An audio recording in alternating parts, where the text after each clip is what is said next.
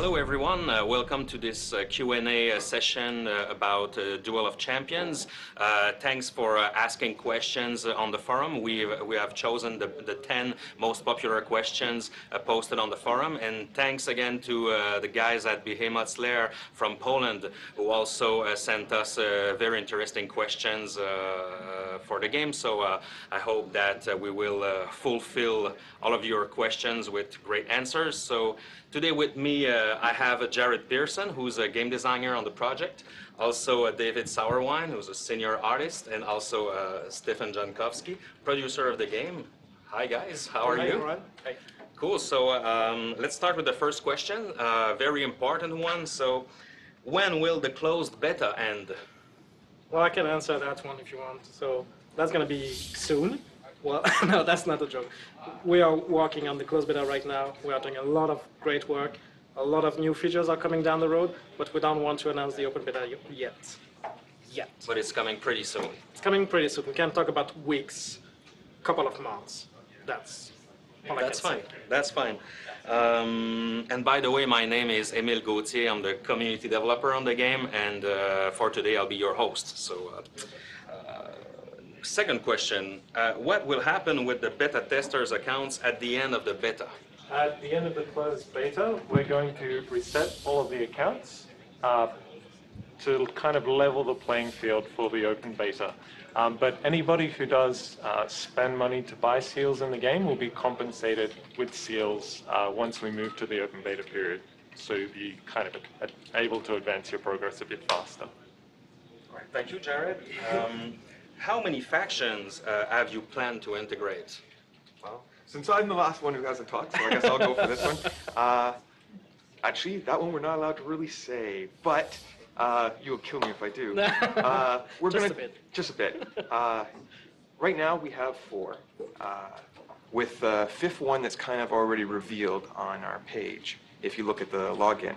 So I imagine it's going to be somewhere between greater than 5, but less than 12, if that helps out. We love, I mean, as an artist, you love doing the artwork, so don't worry, there's tons of factions on the way. Thank you, David. Fourth question now. Will there be a marketplace where players will trade their cards?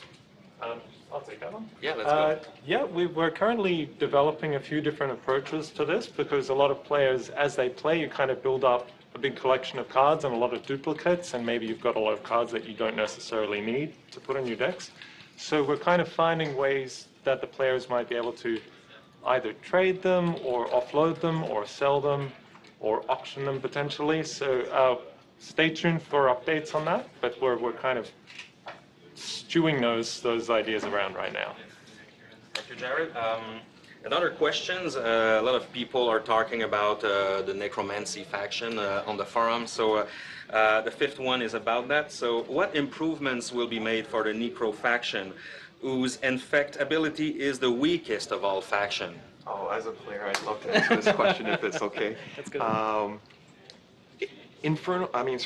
Necromancy is not the weakest faction by far. The infect, though it may appear, when you compare it to, say, like Rage, which is extremely straightforward, appears weak.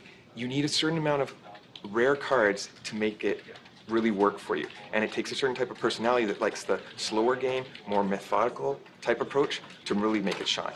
It's well balanced, well working. So you're saying that maybe necromancy is a faction for more advanced players? Totally, but I wouldn't say it's necessarily advanced. I mean, it's just a different type of personality.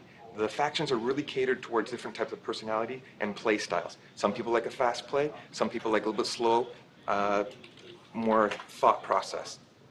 Okay. Next questions. Will new cards be released frequently? And how often and how many cards? Okay, I'm on a roll. I'm gonna go for this one. Well, often, a lot, but that's not going to really give you an exact number. So right now, we've already said that we're going to be releasing new factions, and right now we have 4 in the game, and we're starting with, I think, 220 cards. Yep. So right there, it kind of tells you the bare minimum the next expansion has to be size-wise, because we can't have less cards already in it for a new faction. that's about all I can say at this time. Thank you, Dave. Next question. When will there be an option to change the first hand given? Alright, I'll take this one. So that's basically an option so that when you start out in the game, you'll be able to mulligan your hand. We've got design on that, so it's a matter of getting it into the development and implementing it. So we'll roll that out over the next few months, hopefully sooner. Cool, thank you, thank you. Okay, a very hardcore question.